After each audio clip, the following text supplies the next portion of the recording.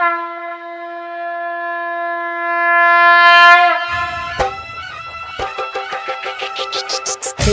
दया से है माय हम बन गए गायक हो। तोरे दया से है माय हम बन गए गायक हो। DJ Manish Raksol।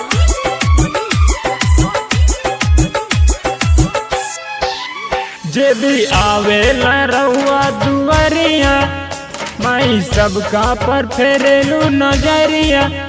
जे भी आवेला रउआ दुआरिया माई सबका पर फेरेलू नजरिया हो। गौआ के लोग कहत रहे न बानी कोनो लायक हो। गौआ के लोग कहत रहे न बानी कोनो लायक हो। तोहरे दया से है माई हम बन गए गायक हो। तोहरे दया से है माई हम बन गए गायक हो।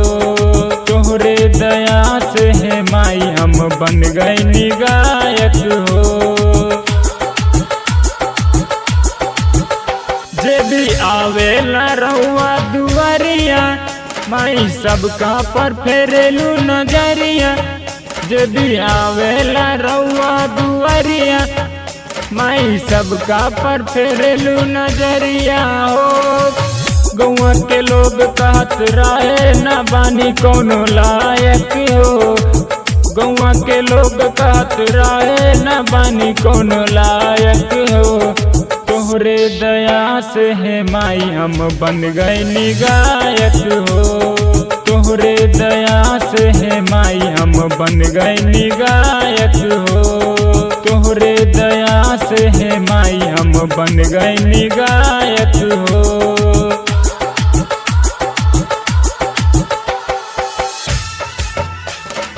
तोहरे दया से है माई हम बन गए गायक हो। तोहरे दया से है माई हम बन गए गायक हो। DJ Manish Raksol।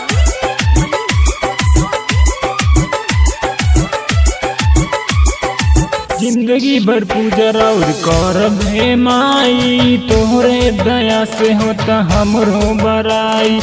जिंदगी भर पूजा और करब हे माई। तोहरे दया से होता हमरो बड़ाई।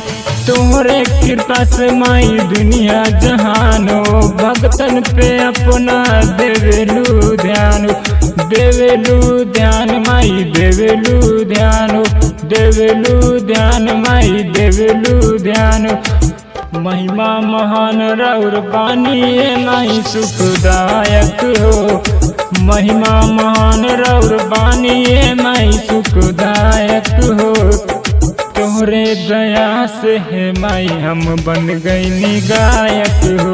तोहरे दया से है माई हम बन गए गायक हो। तोहरे दया से है माई हम बन गए गायक हो।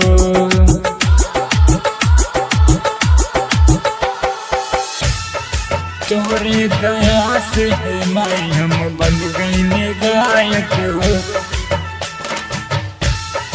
तोहरे दया से है माई हम बन गए गायक हो। DJ Manish Raksol।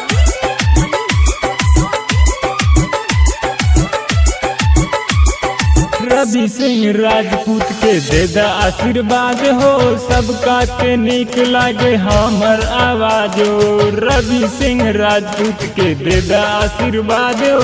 सबका के नीक लागे हमर आवाज हो। हमरो पर ध्यान तनी दिया तुए माई। करी ले गुहार तोरे दोरे पराई।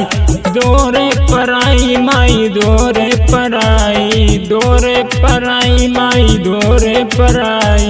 लिख ले बगीत हई आज आनंद भैया नायक हो। लिख ले बगीत हई आज आनंद भैया नायक हो। तोरे दया से है माई हम बन गए गायक हो। तोरे दया से है माई हम बन गए गायक हो। तो से है माई हम बन गईनी गायक